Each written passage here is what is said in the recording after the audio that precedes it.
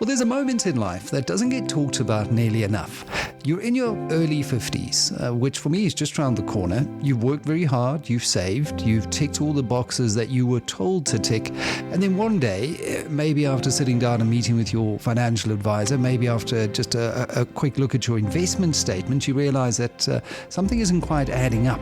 Retirement at 60 might not be all that realistic. Not because you failed and you were reckless or anything like that, because often life is longer and markets are unpredictable and the maths just doesn't always cooperate with you. And I think that moment can really feel like a punch to the gut.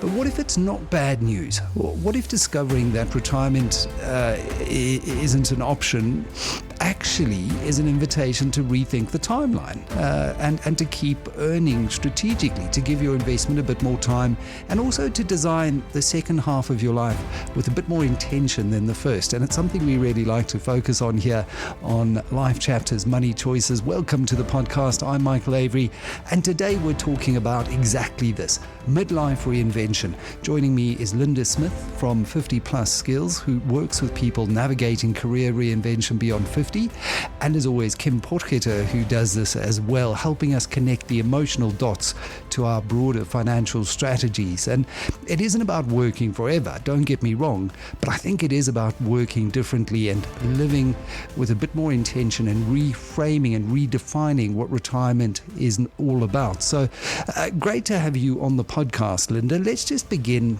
at kind of the emotional ground zero here.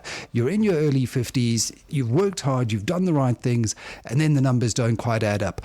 What does that moment feel like when you realize retirement at 60 simply isn't financially viable? So yes, Michael, it was one of those real look in the mirror moments for me. I had a mantra that I used to say is, I don't have enough money. I need to keep working until the day I die. And so, that was kind of what I used to say to myself or to people who asked. But it was at the age of 52. I had been doing some writing for Retire Successfully with Kim and on the work topic, because that was what I had started to be interested in at this kind of juncture in my life. And she asked me over lunch, "What's your money story?" And I only discovered that a little bit later, but I did tell her my mantra about the fact that I know I don't have enough. And she said, "But do you know what you do have, and have you looked at that collectively to see what that might project going forward?" And so that was that real look in the mirror moment at 52. We sat down at that stage and collectively put the endowments and the RA and the investments and the pieces that I had. Those of us in this season had lots and bits and pieces rather than one fund or two funds. And if I wanted to retire at 60, Kim told me my money would be finished by 64. That was the huge jolt that I had. And that is a serious wake-up call. And Kim, in your conversations with clients and with Lynda specifically, is that more of an emotional first reaction, obviously before one has the financial panic of, oh, what do I do to ensure that I don't outlast my money? So Lynda and Michael, I can remember that day clearly. I can remember us having the conversation. And for me, it's way more than that. Just saying until 60, your money wouldn't last beyond 64. The whole thing was that you needed that plan. And most people spend their life making up their own, they do their own maths in their head, and they work it out, and then they work it out the next year, then they work it out the next year. And because of emotions and because it's not what they do, they often are very unrealistic in what they think is going to happen. And that's why that moment where we could actually really put the real numbers in, I think became the aha moment for Lynda, because now she wasn't able to blame it on her emotions. She wasn't able to think her way out of it or plan her way out of it. Now it was real. So now we could put a plan in place, and we could make the changes that were necessary for Lynda. Lynda, for you building up to that point, as you say, you had bits and bobs and pieces. Why had you not sat down and kind of done the maths to say, right, is this going to get me through a retirement? What had led to the delay in only now sitting down in your 50s and actually doing the calculations? So I was one of those people who did understand that saving was important. I think I was an article clerk in my first job, earning 200 Rand, and signed up in that first month for an 11 Rand endowment. I mean, it was just weird, when you think back.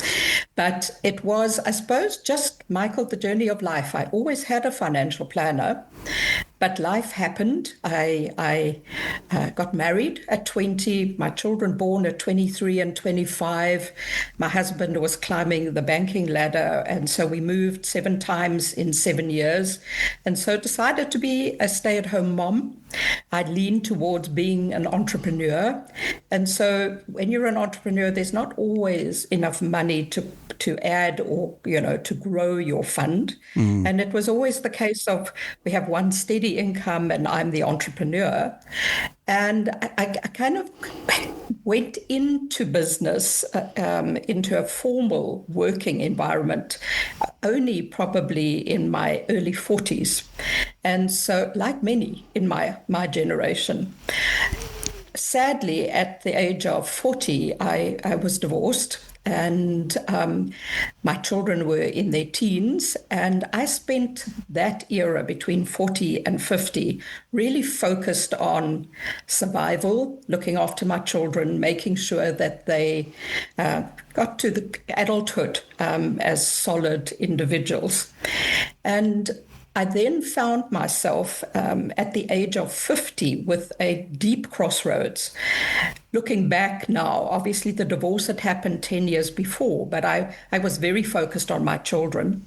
They both married when I was 48, and the work that I was doing, I was the national sales manager for the My School Card, working with the founder, and Woolworths bought the business and moved it to Cape Town. Yes. And I lived in Johannesburg at that point, and I found myself at this deep crossroads of my children gone, my career gone, and now having to dream and be responsible completely independently for what lay ahead.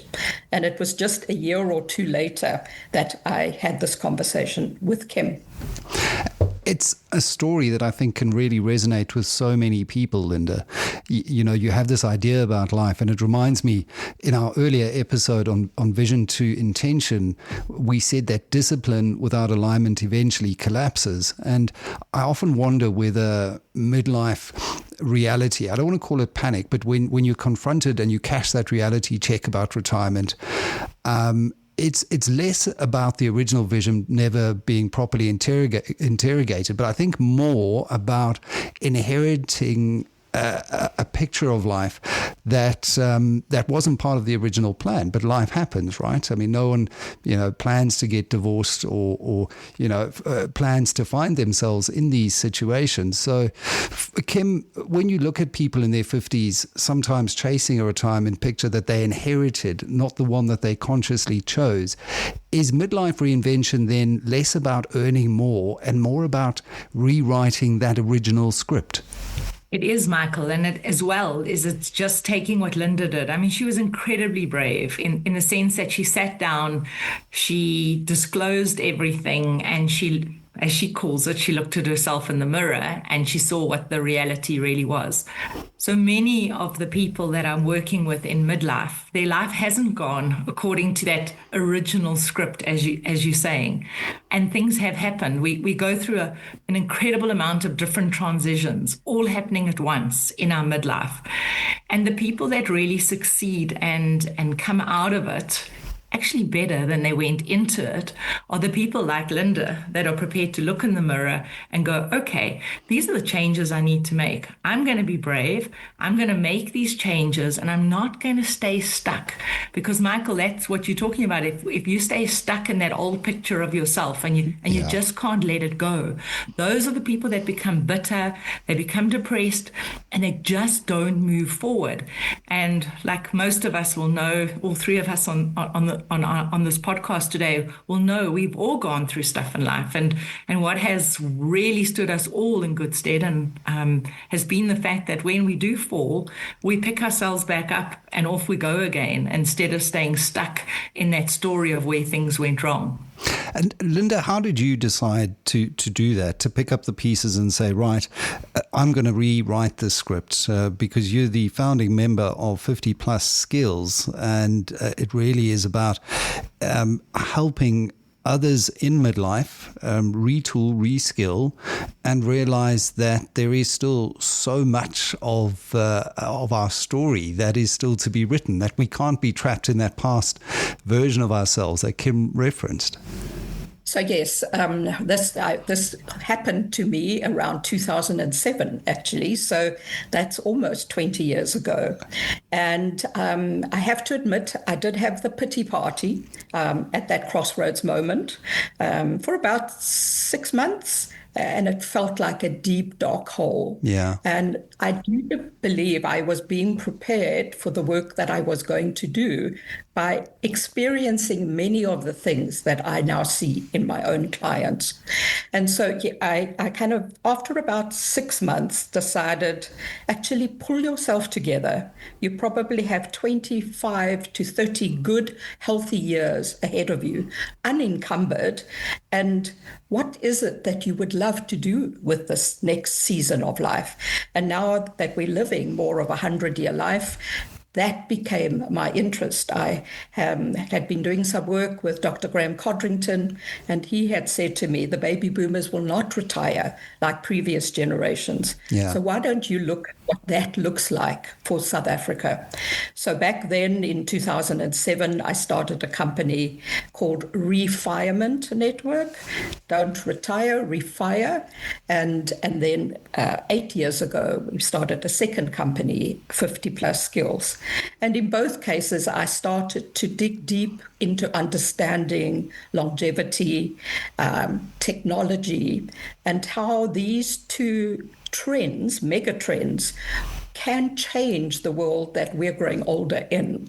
And so I started to think about how I could help others and at the same time build my own future going forward. And I'm really struck by that idea, Lynda, that, when you think of retirement, I think it's often imagined as something of a cliff edge. Work stops, life begins, boom, there's a full stop. But as we've come to articulate through this podcast and through the work that I do in financial journalism, you realize retirement is much more of a slope instead of a stop, and into something else as well. And, at 50, often you're very far from even thinking about retiring. A lot of people want to continue working. I have Jeremy Sampson, who I jokingly refer to as the brand father. He's one of the doyens of the branding and marketing community on my radio show. Well into his 80s, he hasn't stopped working. How are people over 50 redesigning their work into something of a portfolio career? It's a term that Kim likes to mention, maybe going into consulting or mentoring or teaching or more fractional roles. How are you seeing people approach this pivotal chapter and turning of the new page when it comes to what they can give back to society? It's fascinating, Michael. So I have been I created a course that I wrote called The Next Chapter, which I've been running for a number of years, at least 10.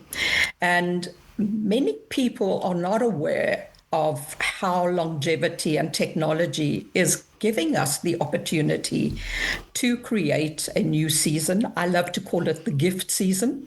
I think we've been gifted between 50 and 75 with this midlife space to create a unique extra chapter in our lives that can make a difference both for us financially, as well as create the opportunity to build into community and, as you said, a portfolio life where you are doing some work for money. You're starting to create the opportunity to live a life that you would love to design for yourselves. And every single person is unique. It's not about sending out your CV to look for another season of paid work. Yeah. It's about creating your own personal gift season, whatever that might be. Some people don't need it so much from a financial perspective. They need it from a meaning perspective. And meaning is also a currency. And so between the money and the currency, I love the work of seeing the lights go on for people as they start to create this next season. Absolutely. And you really touch on, there's a much deeper layer here, Lynda. I think for many people, and Kim, in the season so far, we've interviewed professionals, and Andrew Mackey strikes me as one where, work does become identity, especially if you're a high performing professional, and its relevance and its community, and maybe it's being a breadwinner and all of these things. So if retirement isn't an option, that could actually protect something more vital in your life, and that's purpose. Lynda, what do you see in people who stay engaged in their late 60s and 70s, not because they must, but because they choose to? It's all about a growth mindset.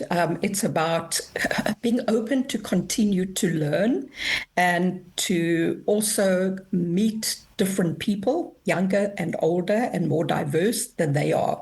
It's that creating this rhythm of community and learning that and serving. So that's our byline at 50 plus: serving, earning, and learning together.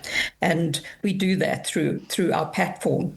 And it's amazing when we get together either face to face within our communities, or we run a lot of online webinars and courses, is we attract the kind of person who remains open for growth, is happy to experiment and be curious, sometimes to fail. But as Kim said, that's when we get up again, because that didn't work, but it doesn't mean that the next thing won't work. Yeah. And so what I love about our community is that we support each other. And in my course, identity is my first module, and I talk about this exact story. It allows other people to become vulnerable around their stories. In the line of Brené Brown, is if we are vulnerable, others are also open. Yeah. And we dig much deeper into what we would really love for our lives, rather than just falling into our parents' and grandparents' retirement. And then we realize there's no purpose, and then it gets tougher to be able to try and create it. It's so many excellent things that you mentioned in there. And, I love the idea of really tossing this idea of failure or failing being seen as a failure, because I often think if you're not failing at something later on in life, it means you become a little bit stuck. You become comfortable, and you're not pushing your boat out there into waters where, listen, you might not be the most adept initially, and that's how you learn and how you continue to grow. And, Kim, from a psychological perspective and from a life planning perspective, I guess, as well, is the old retirement model even fit for a world where we're now living into our 90s and beyond? And how does that change the psychology of aging amongst your clients when you have this conversation about, well, there's still so much life left to live, and it's so often so closely associated with our personal purpose and identity? So, Michael, a lot of what we've done, and I think I've mentioned to you before, is as the financial planner in our clients' lives, we keep giving them permission. So I would agree with you that this old retirement, I don't see it as something that is relevant anymore. Yet our companies still have retirement ages of 63, 65. So this is the reality of what people are facing. Plus, if you don't do what Lynda's mentioning around actually looking for different ways of working than the formal job of the 8 to 5, being employed by the corporates, you're going to be disappointed. So you do need to, and I know how we are so in alignment with what Lynda's talking about, is we challenge our clients. We challenge them all the time. Think about it like this, look like this. Because what happens is if they retire and they make their worlds too small too quickly, when it comes to 3 years down the line and they've been in retirement, they've forgotten and they don't have the confidence to go and do it. Yeah. So we've always got to work parallel with our clients and going, we know you need a break. We know you've been working for 30 plus years. And the last thing you want to think about is how you're going to stay engaged. But it becomes vitally important that we stimulate the conversation, if I could say it like that, with these kind of ideas of sharing the stories so that our clients can actually stay more engaged for longer. Given the fact that they're going to be living way into their 90s, we're looking for them to have more of a meaningful life than just one where, yes, they've accumulated enough. They don't have to have the stress of maybe still accumulating, but we definitely want them involved in all these meaningful things that Lynda's talking about. Lynda, I want to come back to this very personal experience, and I've been through a divorce, and Kim has been there as well. We all have on this call. And in our episode on divorce, we spoke about rebuilding from a place of rupture. And you mentioned, you had a pity party for 6 months. It's difficult. And I think midlife, realizing maybe I don't have enough, can feel like a significant rupture and very destabilizing. What's the first psychological shift that signals someone is moving from that loss, that mourning, that pity party that you mentioned into something that is more intentional and they're ready to start reinventing and designing? Because reinvention at 50 can be so powerful and so transformative as a rebuilding force after a divorce. So thanks, Michael. Yeah, and I think there's different words that different people use, but it's almost like there is a glimpse or a glimmer of something that reignites you into building new passion.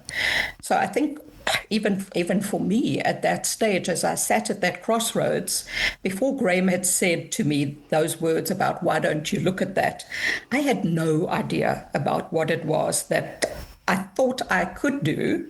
And I had been very successful in my career. So it wasn't, but I'd never looked for a job. I had created. And so I suppose in this way, I continued to create. But it was that glimmer of passion that reignited in me the opportunity to look deeper into what that might mean for me. And often we can find some of those answers in our past, but it again in my workshop, in the identity one, I talk about two things. One is, are we carrying rocks on our back, that maybe there are things in our lives that have been tough that we've not really dealt with and have moved beyond. And then the second is the look in the mirror moment. For me, it was around money. Sometimes for others, it may be a relationship. It may be confidence. It may be, I don't think I can. But the more we try and find something. So in my case, I formed a company. I started reading books. There weren't any books on longevity in South Africa. But I then, Gibbs started a course, a social entrepreneurship course, and I am a social entrepreneur by heart. And so I thought, I think I'm going to go and do that course for a year at Gibbs on the whole refinement network scenario for South Africa. And so I think we can constantly stay in this learning mode and create passion and purpose for ourselves as we move forward. All of us have gifts and talents. We've just got to find those, dig them up in our garden, and then start to create what's new for us. And in this series as well, it really resonates, Lynda, because I think freedom is really meant stop working. Whenever we talk about financial freedom, it's meant, you can choose how you work and just be a lot more intentional with that. Lynda, do you see capable professionals sometimes undervaluing their skills at exactly the moment that the market still needs them most? I do think that when your brain is wired to see yourself as that accountant, a doctor, architect. And we often struggle to think and evolve into who will I be without that identity. But it's about not about what we do, but rather discovering who we are in our being. And that's where volunteering and doing some other work also just helps us to discover those things. Mm-hmm. So yes, it is definitely something that is tough, but I've seen some amazing transformations of identity. And I think Chip Conley says it well when he says we will all grow older, but not all of us will become a modern elder. And the modern elder piece is the evolving into that next phase of who we will be beyond our identity of our profession. And how exciting is that? When you talk about reinvigorating a sense of energy and purpose into your life, I love that. Kim, I want to come back because we've talked before about our childhood money stories often and how they shape our adult financial decisions. And I wonder whether not enough at 50 is sometimes less about the numbers and maybe more about comparison. How much of midlife anxiety is driven by the social benchmarks, the friends retiring, the LinkedIn announcements, the lifestyle inflation, all of that kind of thing? I think, Michael, it's got a lot to do with it, because if you have a look at all of us, we don't have necessarily all the role models. So we've also seen how parents have done it. We've also put the pressure on ourselves. I mean, we hear Lynda's story about how between her 40 and 50 was her children. We really wanted ourselves to be good parents. Now we start comparing ourselves, as you say, to other people that might be retiring and going off and living in a certain place that they've always wanted to live, and you start comparing yourself to that. And I think what it's doing the whole time is because you're looking outwardly, and everything that Lynda's talking about is looking inside yourself. All the journey that she's working on and in her workshops and what she's done personally has very much been around how do you be of service. So if I had to describe Lynda, she is one of those people that has designed a career around being of service and helping others. And in turn, what it's done is it's created a whole lot of meaning and value to her, and it's added back to her financial plan. And I think I just wanted to add there, because many times when people are coming and they're going through this transition and their confidence is not at their highest, they're prepared to do work, often that's totally underpaid. And I when we're doing the financial planning and I show them what we need, we can often reset their value from seeing what they need for their plan. And it goes both ways, Michael. They might not need to earn as much, and they can do work with a more give back heart. Yeah. But when they do need to, it's like putting that oxygen mask on. We work on what number that they need to be earning, and all of a sudden I watch what happens to people. They see their own value come alive again, and then they can aim towards it because that's what the plan is saying. But before, they just don't have that direction. So it's vitally important that we're working in alignment with the financial plan and all this amazing work that Lynda's doing, because that is the actual success of combining and aligning the two. And, when we spoke to Vix, obviously markets reward patience. That was a big component of it. But, life requires clarity. And if someone continues earning into their 60s, it fundamentally changes the investment equation. Do you find, Kim, that people become maybe braver investors once they stop seeing retirement as this cliff edge? I don't necessarily think they become braver investors, Michael, but what it does do is it takes a bit of the stress off the whole situation. Yes. Because when we're always working with somebody, we're just showing them what they're going to need.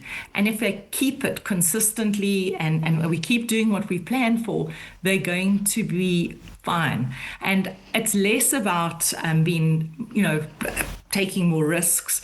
It's actually just more about giving themselves permission maybe to do some other things in their lives. Because that's the biggest thing that I find with people is they live at this time in a lot of fear that they don't have enough, and then other people have fear that what they do have, they're going to lose.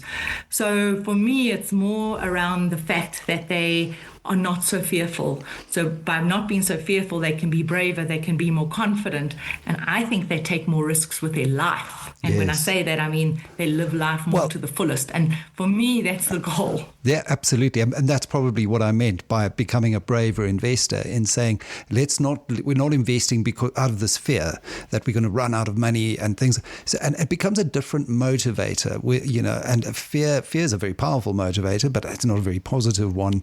And I think when we free ourselves from those shackles, we can enjoy the journey a whole lot more. We can sleep better at night as well. Just lastly, Lynda, and I think across the Life Chapters Money Choices podcast so far, we really have surfaced something quite radical, that our life chapters, they don't close neatly. It's not like a book. They evolve, they bend, they're a bit dog-eared, they surprise us, there's lots of twists and turns. If someone is listening right now and they feel like they are a little bit behind, what would you say to them about time? Well, for me, just to complete my own picture of the 20 years, I will be 70 next year, that plan that Kim and Chartered set out for me almost 20 years ago, as she says, gave me a reason to get out of bed. It caused an action plan within me that I absolutely loved, but it moved the fear to hope. And that for me was the most important thing. And now when I sit with them on an annual basis to look at my numbers, they've shifted from 64 into the 90s. And so I breathe much easier. I am able to create a future. And that's what I love to see in others, is if they can just build an extra season for themselves of investing, keeping their investments going for longer, they'll be drawing down for 10 years less, and saving and living simply with a lifestyle and no debt. It's just an amazing journey. And I advocate it for everybody, that they stop fearing, that they look themselves in the mirror, and that they move forward into their gift season. Yeah, and I mean, you're talking about a 20-year swing, potentially, if you extend that period of work for another 10 years that you're not drawing down on your savings as well. And that's a 20-year swing that can be hugely powerful. But I think, we began the series talking about intention, and we've spoken about rupture and reinvention and investing and identity and divorce and all of these things. But I think this episode certainly reminds me of something that's far more essential, that money isn't there to end the story. It's really there to help us extend the story very thoughtfully. And perhaps the most dangerous myth that we've inherited is that life peaks at retirement. If this conversation resonated with you, be sure to share it with someone who's quietly asking themselves, is this enough? Thank you very much to Lynda Smith, and as always, Kim Potgieter. This has been Life Chapters Money Choices. I'm Michael Avery. Until next time, stay curious.